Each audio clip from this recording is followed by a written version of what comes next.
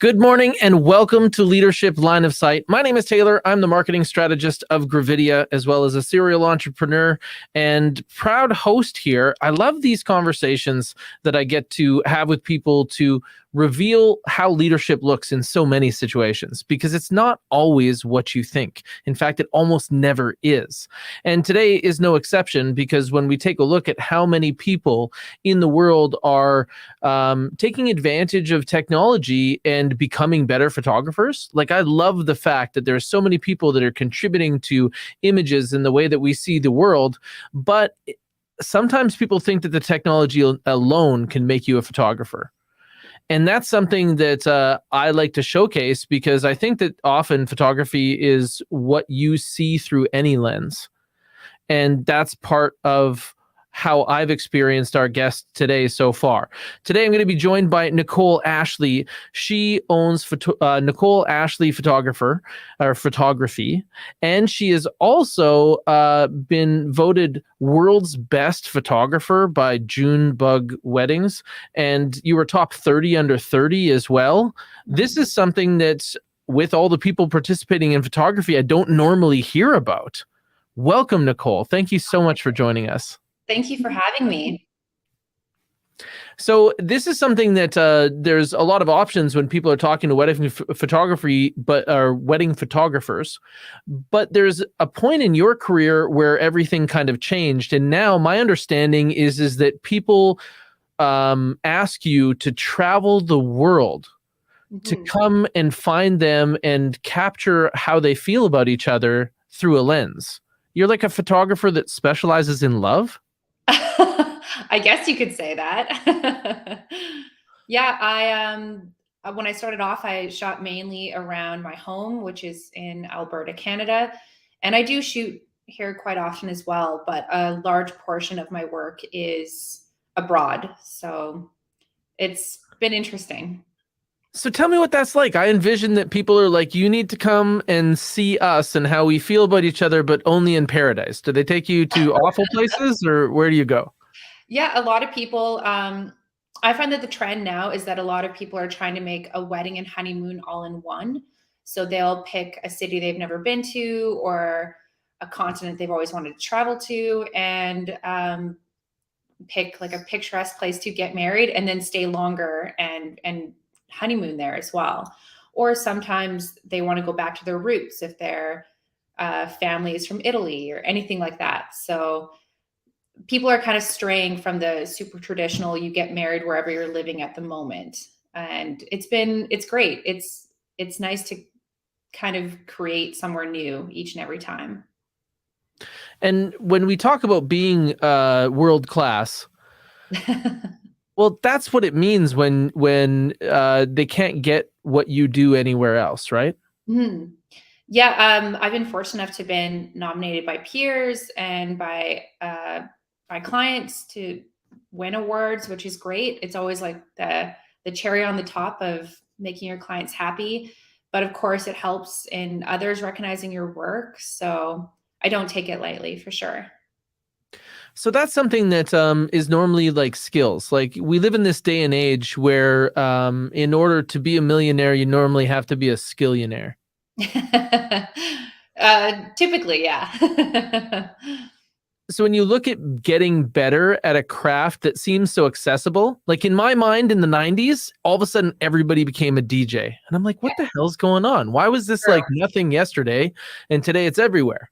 Yeah. Well, it turns out the technology got better, and then beat matching was a computational thing, and it was no longer required to have rhythm to be a DJ. Yeah. And so then all of a sudden we get these amazing DSLR cameras. And I remember the first one that I got. I got this like, oh, wait a second. Should I say the brand? Are you because everybody's got a team, right? You guys are like street gangs. What do you shoot? I shoot Canon. I got a Canon. And that was like my first camera with a kit lens. But where did you start? Honestly, I started shooting Canon, like those little like pocket cameras, and I would take them to like friends' birthdays and just like hanging out. I've always just loved taking photos. I never dreamt that I could have been a professional photographer. I thought that was something that was so out of reach. So I've always shot Canon, and I still do as a professional today.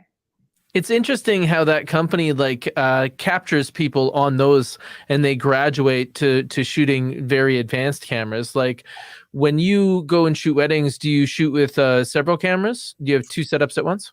I do. I shoot with the Mark IV, which is a very popular professional grade camera. And I also shoot with their new mirrorless R5. So they're two different camera systems, but I'm big on backups.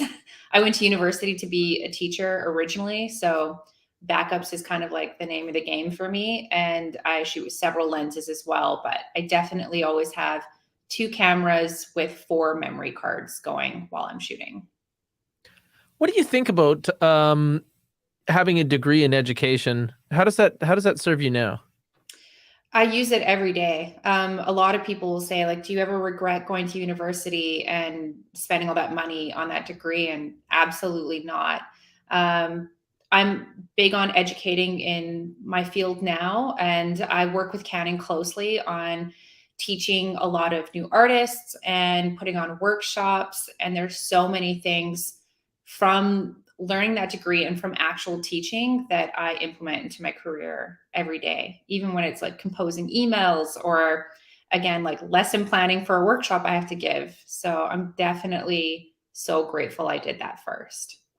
I couldn't agree more. I look at someone who has education in education as being this like universal donor of Yeah. insight. You know? Yes, it's so true. Yeah, for me, it was something that I had to learn a little bit more of outside of those types of structures. And I now truly believe that in order to gain knowledge, you have to teach.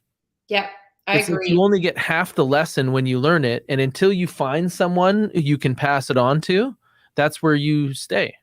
I absolutely agree. Or it's something that once you've learned that you actually do it yourself and like use your hands and your brain in another way to implement what you've learned. But teaching obviously is the greatest way to keep it in. So how do you describe what you do? Like you're at this level where it's more than being able to technically operate the camera. Mhm. It's more than this. It's probably a lot of client communication to set things up. But what would you describe like the essence of your craft as you know it now? I think something that sets me apart from a lot of photographers is that obviously I've been shooting full time for over 10 years. I understand lighting, all the technical aspects. I know how to create in any kind of situation, but I'm really big on creating an experience for clients. And I think that's what kind of sells itself and why I would say like 90% of my business is referrals. Um, People who work with me want to stay working with me continuously, whether it's I shoot a portrait session or headshots to engagement, maternity, weddings. I usually stick with clients for all of their major milestones, and they refer me to their friend circles, their families, because I'm so big on creating a comfortable experience and allowing people to be photographed in a way they never thought they could be before. So, yes, the technical aspect is very important, but I know what makes me unique is the way I make people feel when I work with them. That's powerful. Mhm. That's such a strong grasp. I understand what you mean. It's the during the moment of the photo, there's a feeling, right? Mhm. If you've done it incredibly well. And then at the same time you capture that so they can feel it later. Yeah. And that's the biggest thing too. I mean, I'm sure you even understand that in your line of work is that people will always remember how you made them feel. So even if you created beautiful photographs for them and you created beautiful artwork, but you didn't make them feel good, they're not going to look at those photographs and feel a certain way. So I always remember that is that people will always remember how you made them feel. I couldn't agree more. Now, when you're talking to people that want to follow in your footsteps, like you're an ambassador for Canon, you teach workshops, you help people acquire technical skills. When you're describing this like this lightning in a bottle, right? Um, what, like, how do you basically help them get to the point where they would even see this part, right? Like, if someone was starting off, is there some things that you're like, hey, listen, these three things together are going to really do well? Like, I read the field guide to photography at one point, and it was Mhm. just a reference guide because I needed to understand the language that photographers were using to describe things. Right. I think the biggest thing, because what I'm doing is very attainable for anyone to do. And that's what I love is that at one point in my life, I thought I could never do this for a living, never be an artist full time and make a good living out of it.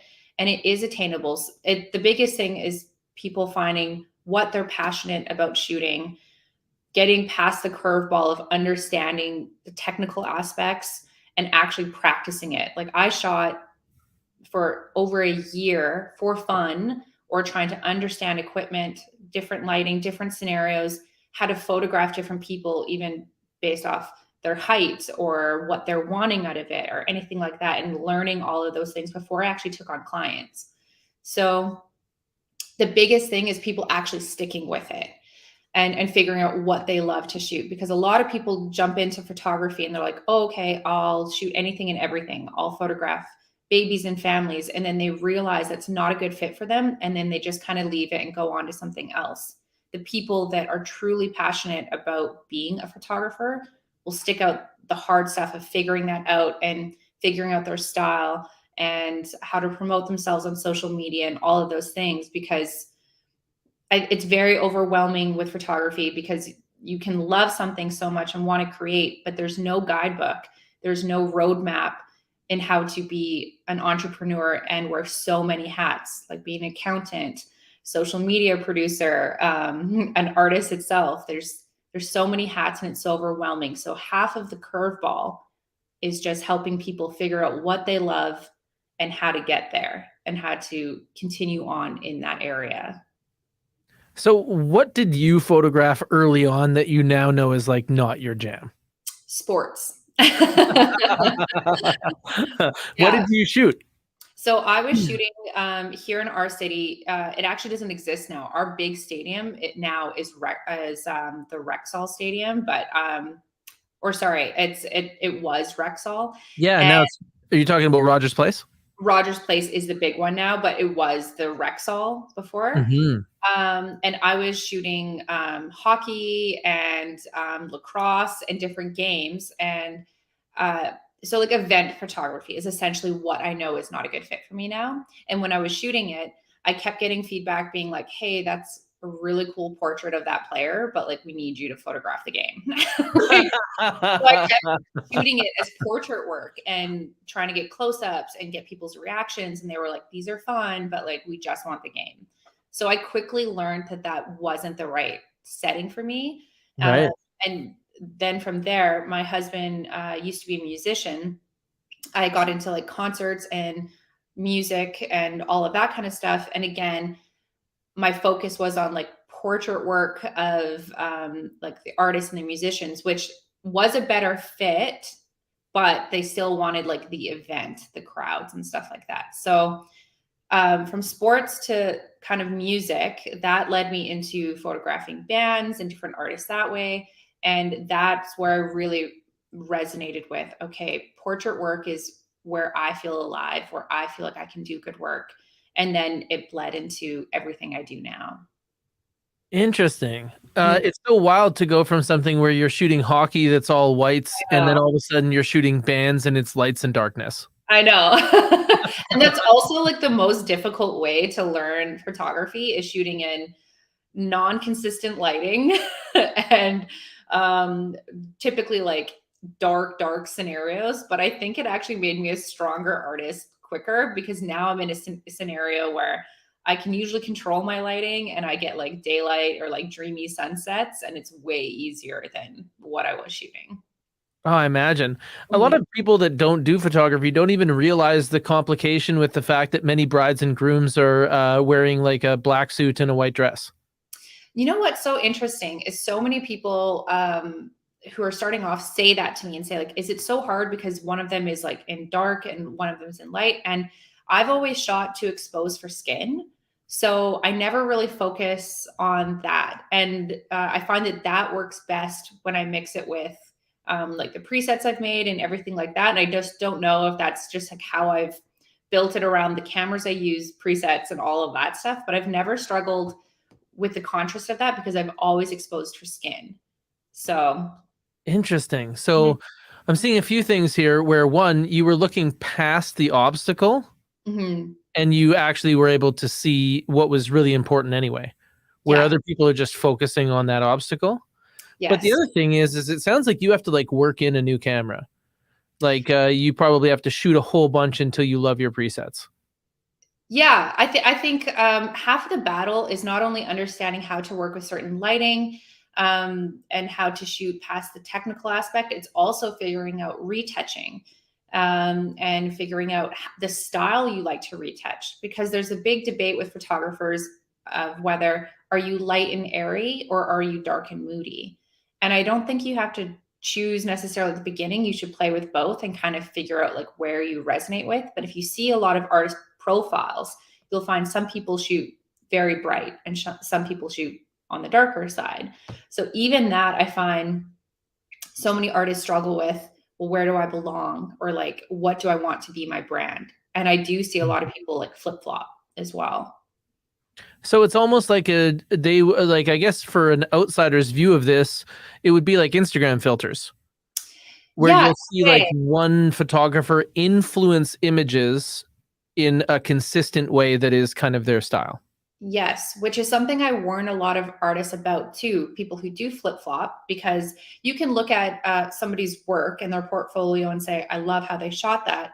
But what do you feel when you look at the colors or the lighting or anything like that? Because if you choose, okay, I'm going to shoot bright and airy, but you love the other stuff as well, you need to find a consistent style so your client knows what they're going to get when they hire you. So that's a big thing that I actually like have had that conversations with brides. They'll be like, we just love your colors, or like, we love your lighting.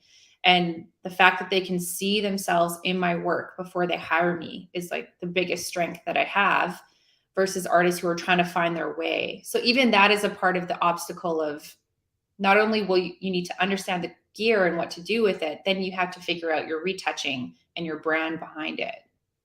Yeah. And really right now, photography is almost like half what you capture and half post. Yep, I agree. Absolutely. So when you were talking about before about like having passion pull you through, so finding what you really like to do pulled you through some of the challenges. But what would you describe as one of the biggest photography challenges that you had that was like, you know, maybe frustrating or infuriating until you finally found your way through? Well, when I started shooting, there wasn't things like mentoring. The community was very closed off. And it was more about kind of like secret holding. So when I first started shooting, I would reach out to other artists and say, like, I love your work. I'm just starting out. Like, I'm trying to figure out like how to price myself, or I'm trying to figure out like where I should be shooting this, or like scouting locations. And I was met with a lot of kind of pushback. So it's a very different time now where people, if you love someone's work, you can like hire them to mentor with them and learn that way, or you can go to workshops. That just did not exist when I started. So I think there's a lot of people that I saw starting around the time that I started that are no longer shooting, because it's very intimidating to go into an industry, be met with pushback, and to not follow through. So even though I was intimidated by all these people who had been shooting for a while, I loved it so much that I was like, okay, I don't know where to shoot this, so I'm going to drive around for 5 hours in my car and figure out locations. Okay, I don't know how to do that. I'm going to read every book I can about it, or I'm going to search YouTube videos. So I think anytime you go into a new industry and you're met with either pushback or lots of questions, the people that actually push forward are the ones that are perhaps a little bit more competitive or determined, or that are just willing to put in the work to actually make it work. So I think people who are like kind of dabbling and they like it, but they're not sure if they want to push forward, I can usually tell within the first few moments of having a conversation with them if they actually like the guts to like go for it or not. Yep. It's interesting when I see people that I don't like the word mentee. I find it weird. But Yeah. as a mentor, when I talk to somebody who may be like an apprentice, uh, Yeah. I find that that's something that I'm always looking for as a mentor as well, which is the people that I love to mentor, they actually find a way to contribute to my experience as well. Yeah. How have your best apprentices earned your mentorship? Like, I imagine you get more requests than you could ever accept. Hmm. And Yeah. those few people that have been able to study closely with you, how did they earn your mentorship? The biggest thing is that I find that I'll actually be honest with people that I mentor with. And if they tell me these different points are the reasons why I feel like I'm stuck or I need to move forward. And some of them have legitimate reasons that I'll say, like, if you're not willing to quit your part-time job and like really go for it, like you're just not going to be full-time and be able to travel for work and do all of these things. Like you have to be able to jump in with 2 feet. So the greatest reward I can get is seeing people actually take the leap and really go for it. And there are some people who literally want to mentor that are like, I just want to be able to document my family. I just want to be able to like take good Hmm. photographs. So like I don't say yes or no based on that aspect of it. Some people are like, I just want to do like a bit of a mentorship and like understand my camera better. And I love helping people depending on the level they are. It's the people that say like, I want to be a full-time artist. I want this as a career. I have all of these goals I want to achieve. The most rewarding aspect of it, and it probably comes from teaching, is sharing your knowledge and seeing them actually utilize it and put it their own spin on it and be great. So there's artists that I've mentored years ago that are still shooting full time now, and I see them excelling. And every single person that I've mentored, I'm still in touch with, and I still see them doing all these things. And that's like the greatest thing you can ask for. I would never, I would never want to be a roadblock in someone's career because I experienced that myself. I experienced people with the pushback saying like, "Oh, like if you want to know that, then you'll have to figure it out on your own." Which my personality, I was like, "Okay, I will." Like, no problem. Like you've done is made it that much harder for me, but I will figure it out. So I don't want to put people through that. And I think that there's enough work, there's enough room for every artist, and there's enough space for us all to exist here. Hmm. I always believe that like our greatest weapons match our wounds from yesterday. That's so And true. yeah, and just hearing you say that, you can see how like I come from that feeling where you're not being accepted by this group that's like the inside group. Yeah. And And I it's feel the so same funny because thing. people that were like that, most of them aren't even shooting now that I've seen. So it doesn't Yeah, serve you well.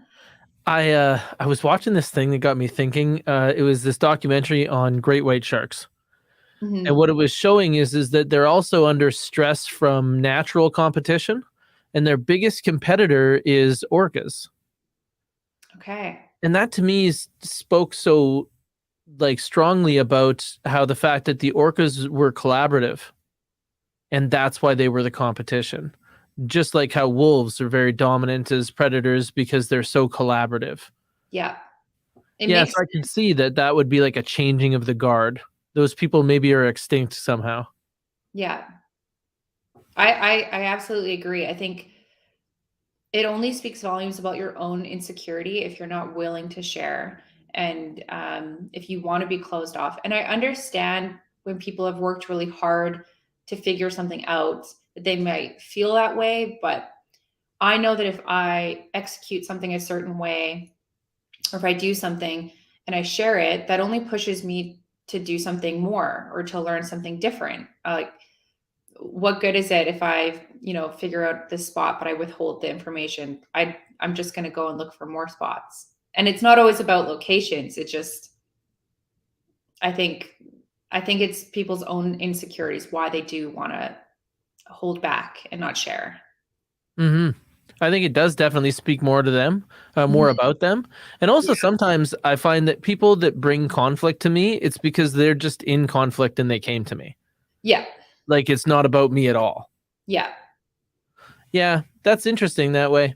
Now, you just moved from a mirrorless camera, or sorry, mirrored cameras, the traditional DSLR, Yeah. to a mirrorless camera. Yes. Did we? I don't think a few years ago we ever thought that was going to happen. No. And I remember even when there was whispers of it happening, I was like, no, I love my DSLR. Like that's where I feel good. I'm confident. But the more people kind of chattered about it, and obviously being an ambassador for Canon, I was like, I owe it to myself and to other people that I mentor. Like I want to learn about this as well. But I love both of them for different reasons. And I shoot both. But with the What do you mirror, find is like a big difference? the mirrorless, it's quieter. It's so fast. I do find that I nail focus like each and every time. And I'm talking like I make my clients run on their wedding day. I do lots of movement. There's lots of movement anyways on weddings or even my portrait sessions. Like people are usually sweating after they work with me. But I feel like I nail focus every single time. But then there's still a grit or a depth in my DSLR that I really love. And that's what I've based my original retouching off of. So I've kind of had to learn a new skill set of like how I retouch working with the mirrorless, but I love them both for different reasons. And depending on the lighting, I focus on shooting with one or the other for different reasons. Okay. Is there a certain light setup that yields to the newer technology? Yep. I would say when it's like a lower sunset and I'm say using like a tilt shift and I'm trying to get a really cool, like dreamy sun flare, that's when I would go and use my DSLR and use like more of a tilt kind of a look. But if it's, high sun, midday, or something fast is happening on the wedding, then I almost always go to my mirrorless. Interesting. So where Mhm. do you think it's going to go from here? Do you have any predictions on like we're hearing so much is happening in how we look at things and how we view them? What's next? Big things are coming, and there's not a lot I can say about it. But yeah, it's the industry is only getting cooler. I love that I get to work with a company that cares so much about artists and cares so much about improving technology and having people test it out for them and getting feedback and like internalizing that. So really, really cool things are coming.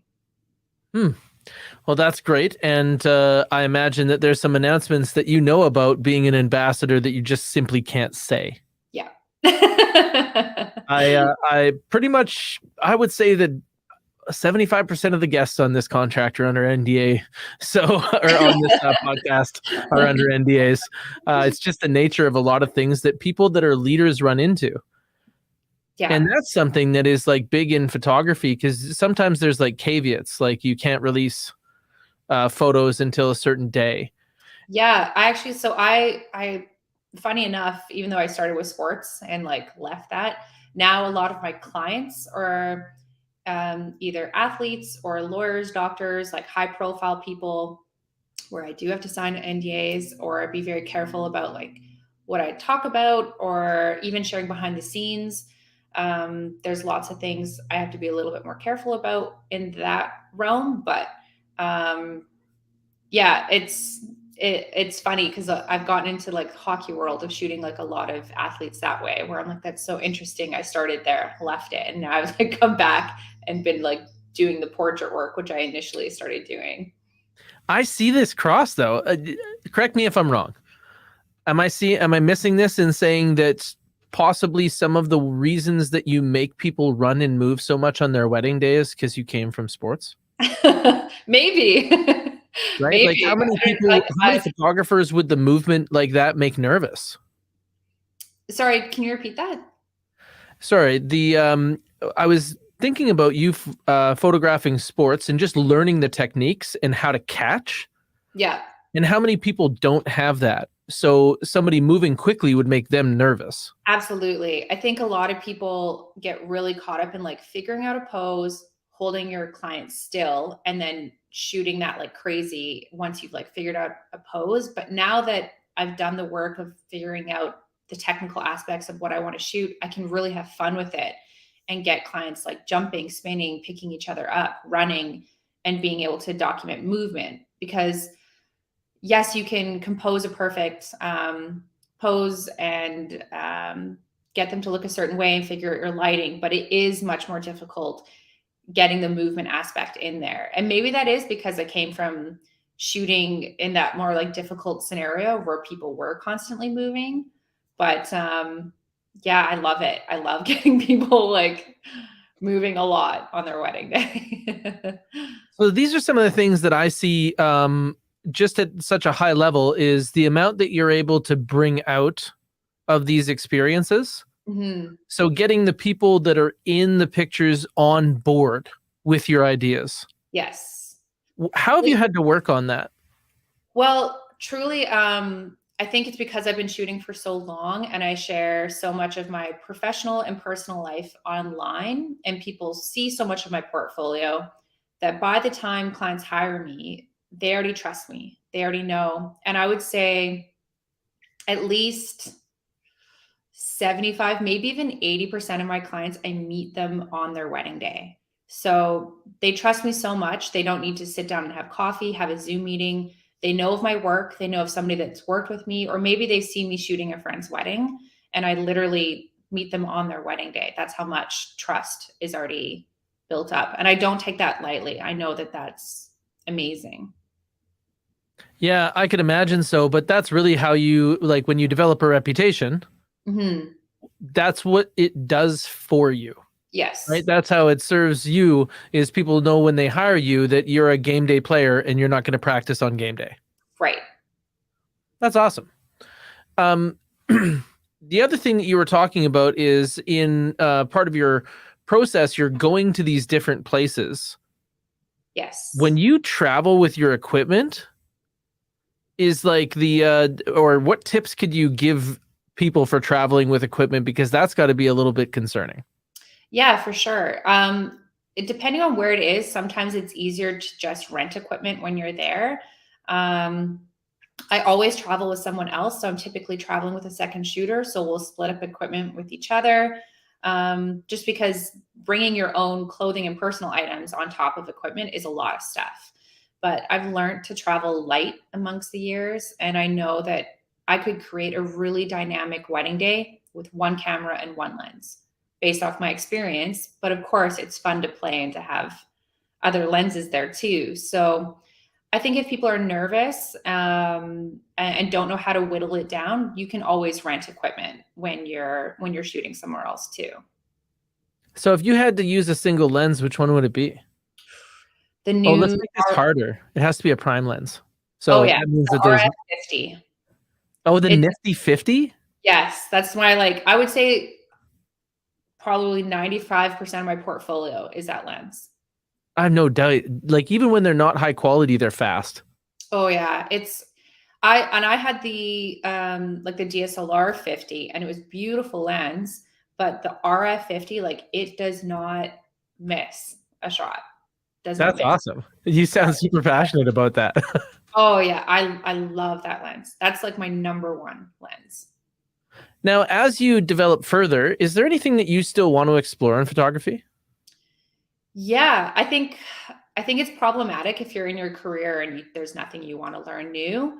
Um, I'm always wanting to learn. There's so many artists I want to learn from. I want to explore with underwater photography, drones, learn more video. There's so much I want to learn. And like I said, I think if you've thought that you've learned everything, that's maybe problematic. Yeah, I I would agree that that's problematic. Have you ever felt that there was a time in your career that you were feeling stale? Oh yeah, I think especially in creative industries, it can be really easy to get into a rut. and feel uninspired or burnt out. I know this time of year for photographers is really intense. This is where I get a lot of students saying that they're not feeling passionate, they're burnt out, they're overwhelmed, they're overworked. I know, like, lately I'm pulling 2 a.m. nights, retouching. But the best thing you could do for yourself is to take breaks. And even like I'll schedule in breaks so that I know that it's a good healthy reset for my brain. And I'll do things like watch movies, exercise, do anything like that to kind of like reset it all. But I think you're kidding yourself if you think that you won't experience that in any industry, but especially in creative industries. I talk to a lot of people about those types of things, overwhelm, how to organize their lives. Like, part of my business is in real estate. And I think that some of the things that you describe as like your apprentices that are going to be entrepreneurs Mhm. is something I deal with regularly. And I also believe that you should turn your tasks into time. Yeah. So if you're booking a shoot like you would, you also have to book the time into your schedule in a way that you accept for Yeah. you to do those retouchings, right? And then you can tie it together, and at least you'll know when you're out of time and it's going to start to turn into 2 a.m. life, because Yeah. you can communicate with the people around you. You can choose to accept that knowing what the reward is. But it's Yes. unfortunate when you just find yourself in that situation. I think the biggest thing is people, time is so interesting, right? Because time is money, and time is the most precious thing you could give to somebody. So I try to be very careful with my time, especially now that I'm a mother. Time means so much more to me, and trying to figure out even what destination work makes sense for me to take. So even right now, where I'm pulling late nights, I'm doing that because I'm trying to give myself more time so that I can drop Charlie off at daycare every day. That time to me is important. I'm not willing to give that up for anything. I have a lot of destination workshops coming up. So because of that, I still want to have the time of when I pick her up until she goes to bed. That's my time with her. That time I'm not willing to give up for anything. So that means me getting a little bit less sleep in order to make those destinations happen. So being very protective over time should be something that every artist, every entrepreneur is. And of course, as you know, when you love what you do, it's so easy to mislabel something because you love doing it. So you're willing to like give up eating, sleeping, and all these different things to do it. But I find that when you have a family, um, it really makes you reassess your time that you want to give up for it. So And as soon as you time is look at it through that other lens, sometimes you see all the fractures from how you were doing it up until then. oh yeah. I used to just give away my time like nobody's business. I was very, very I stretched myself very thin, and I'm definitely much more protective of my time now. So talk to me about what part of your craft creeps home. Like, does Charlie have more pictures of her than any child up until this point in the universe? Or does she have none? She probably has more. I'm really big on lots of like video with her too, because I feel like it's so nostalgic to look back at past videos of myself and my siblings when we were young.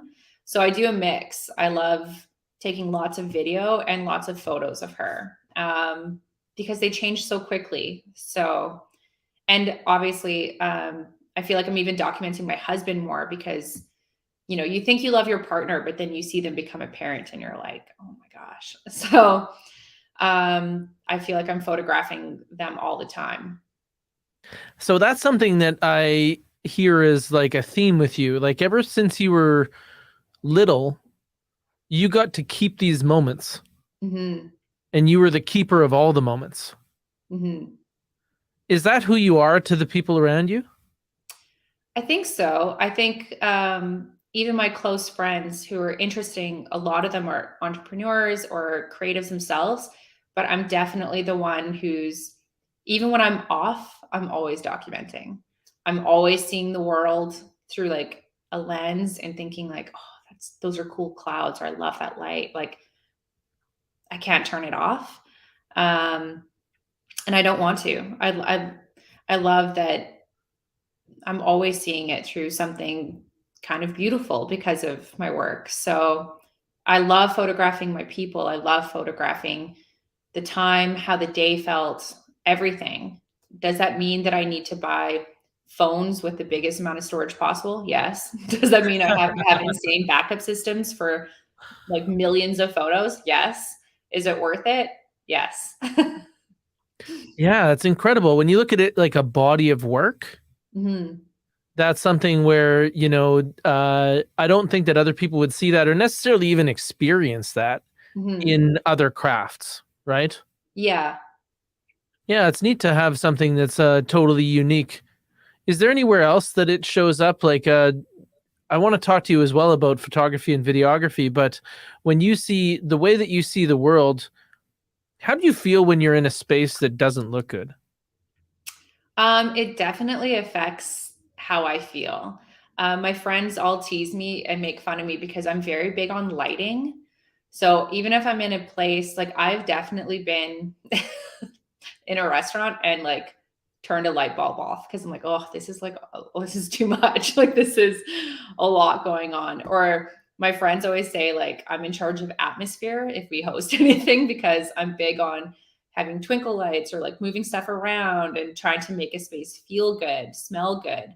Um, so yeah, they call me like the atmosphere queen because if we ever host anything or do anything, they want to come to our place because we know that I'm going to make sure it's like perfect.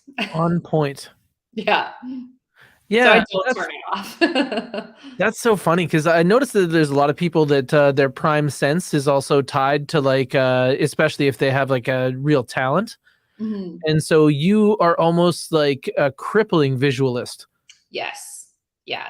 To a Yeah, fault. that's so interesting because even when you think about like you're sitting in your office right now, Mhm. this is an example of like the type of experience in your backdrop that you enjoy. Yeah.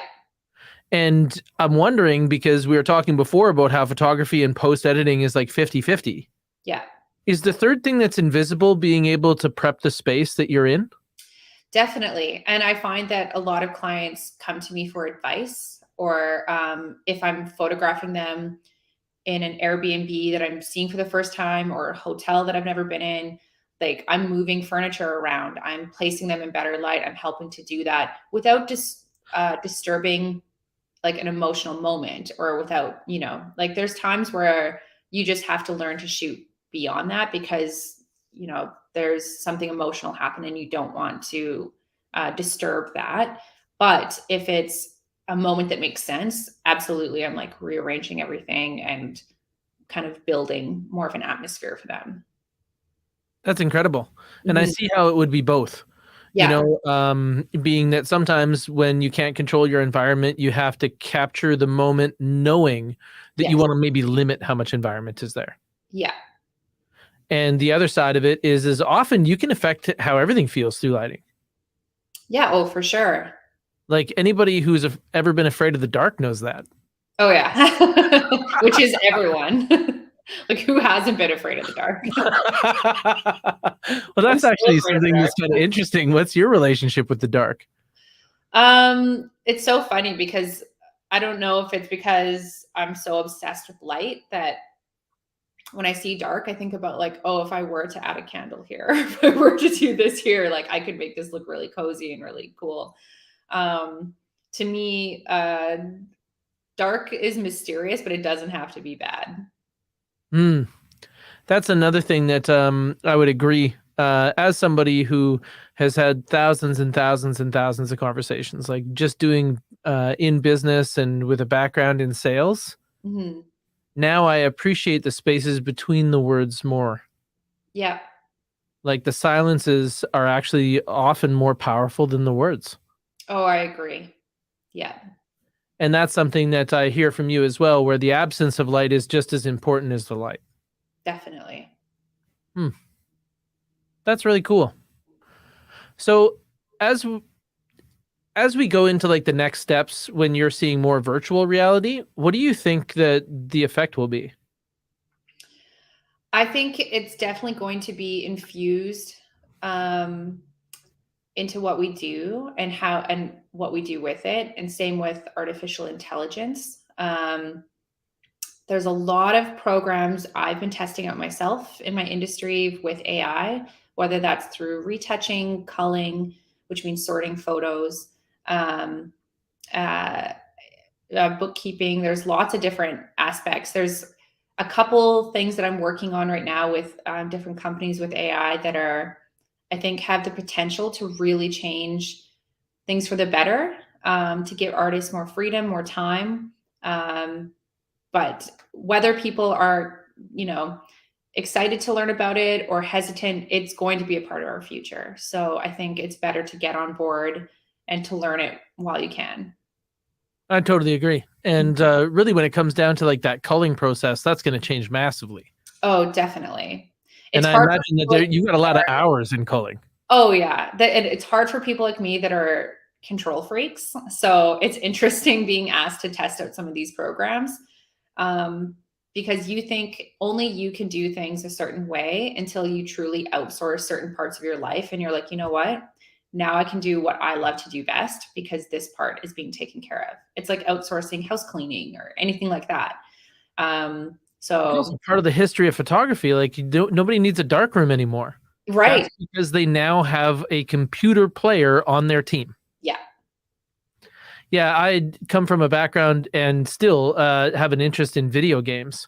Hmm. And a lot of the times that really shows the relationship that you see in every industry now, which is basically what companies are is teams of humans and computers working together to achieve goals. They're Yes. all cybernetic, Yeah. right? And in your business, like when you are working with a camera, like it must almost feel like I used to do dog training for protection dogs. Oh, cool. And the relationship that you have with a dog when you train 24 hours a week is really amazing. Like the level of communication that some other people will never see. Hmm. But I also read somewhere that when somebody loses their phone, it's the same psychological experience as when they've lost their pet. I believe it. I actually Is that how just you feel about recently, your cameras? I actually just recently, this is a good lesson in backing up your stuff always. I was putting Charlie in her car seat, put my phone on the roof of the car, drove away, and decided to stop at like a kid's lemonade stand.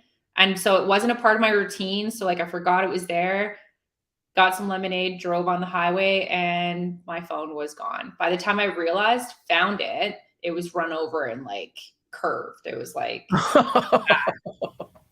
but because I'm such a freak about backups, I like iCloud, I like do hard backups of all my stuff. So like it was fine that way. But even just going like a day and a half without a phone, like I felt like I was missing a limb, which is kind of sad. But just knowing all of my memories and access to like everything was in this one device, Yeah. and not having access to that was, yeah, it was a little, it's actually kind of like disappointing how much I felt like I was like roadblocked by not having it. Oh, I have no doubt. Actually, when I used to work in banking, they would talk about how there was a universal requirement for banking. Like you can't refuse a Canadian a bank account. Mhm. And the reason is because they can't really operate in society without access like that. There's massive limitations. Right. And that's the same thing that they're talking about now. Like I had somebody on the podcast a few weeks ago, Jesse, that had spent 19 years in prison. Hmm. And now they give prisoners like recycled cell phones that they can play games on and stuff like that. They can't contact the outside world really. Right. But it's interesting to see how that has become basically like part of being us. Yeah. I get that. Absolutely. So that makes me wonder when you're on like so many of us scrolling, Hmm. what do you like to look at? So I'm really big on, again, because I'm so protective of my time. It is rare ever in a day that I'm randomly scrolling, truly. This is why, if I'm going to even go on like TikTok or something where I know that the point is mindless scrolling, I have to be either working out or like I just need something to look at before bed, to allow myself to do it. And this is because of the volume of clients I have, the time I that is important for me to carve out for family. Where before I used to just like scroll and look at everyone's work. And like, then all of a sudden you're like, an hour has gone by. An hour of my life has gone by to just looking at whatever.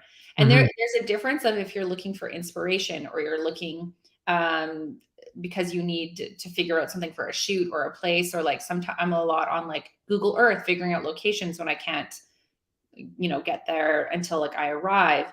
So there is a difference there. But if it's the point is random scrolling, then I have to be doing something else productive while I do it.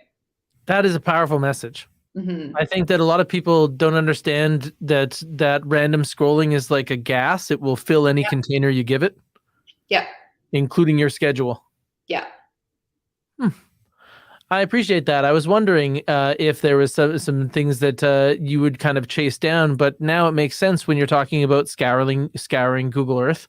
There's a guy actually on TikTok that does that in reverse. He'll take any picture and show you where it happened. Got it. I like that. That's cool. It is pretty cool. The guy works off like the first thing he looks for is telephone poles because they're unique to almost every country or regions. But I didn't even know that was a thing.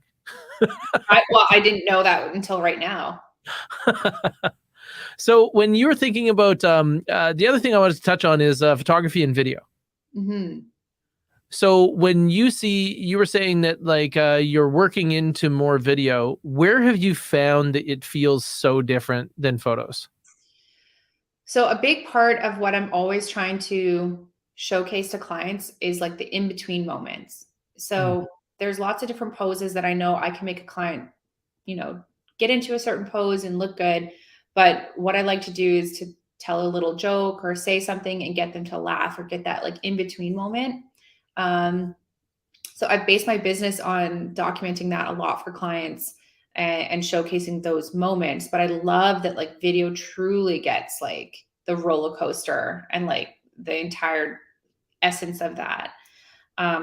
That being said, have I had enough time to devote to really understanding and learning video the way I want to be able to provide for clients? No, not yet. Am I definitely interested in it? Yes.